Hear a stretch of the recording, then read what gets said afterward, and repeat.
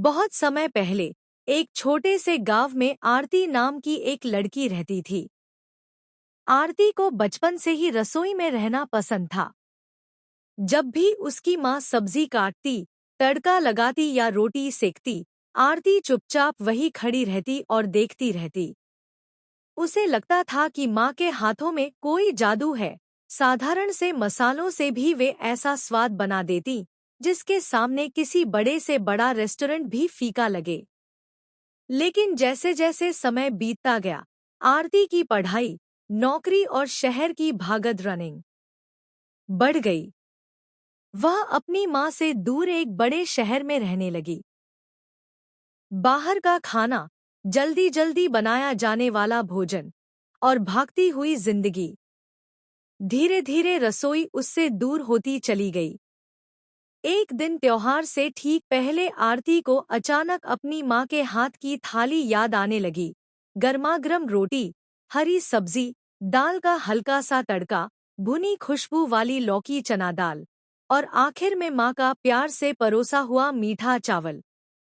उसके मन में एक कसक सी उठी, क्यों न आज वह वही थाली खुद बनाए। शायद जब कोई व्यक्ति घर से दूर होता है, तभी उसे घर का असली स्वाद याद आता है। आरती ने पहली बार खुद रसोई में जाने का फैसला किया। उसने दाल को धोया, सब्जियां काटी और गैस पर चढ़ा दी। शुरू में उसे लगा यह तो आसान है, लेकिन जल्दी ही उसने समझा कि माँ की तरह सही स्वाद बनाना आसान नहीं। दाल या तो ज्यादा पक जाती या कम नमक हो जाता। सब्जियों में वो खुशबू नहीं आ रही थी जो उसके बचपन में पूरी रसोई भर देती थी। थोड़ी देर बाद उसने गैस थोड़ी धीमी की, आंच को संतुलित किया और माँ के अंदाज को याद करने लगी। धीमी आंच पर पकाओ, सब्जियों को आराम से मिलने दो और सबसे जरूरी, पकाते समय मन शांत होना चाहिए।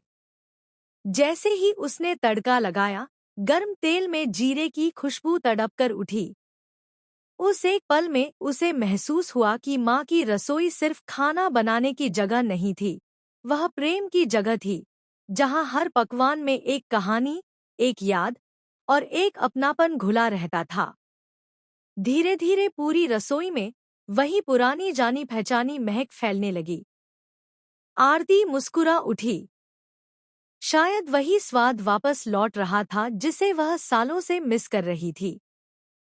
जब खाना तैयार हो गया, उसने थाली सजाई, दाल, सब्जी, रोटी, भात, सलाद।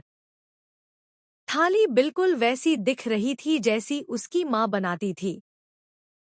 पहला कौर मुंह में जाते ही उसकी आंखें नम हो गईं। स्वाद शायद माँ। एक छोटी सी कहानी। एक दिन मंकी बंदर और रट्टू चूहा एक जंगल में दोस्तों की तरह खेल रहे थे। मंकी पेड़ पे चढ़ गया और रट्टू नीचे से उससे आवाज दे रहा था, मुझे भी ऊपर ले चलो। मंकी हंस के बोला, तू छोटा है, तू गिर जाएगा। पर रट्टू ने हिम्मत नहीं हारी।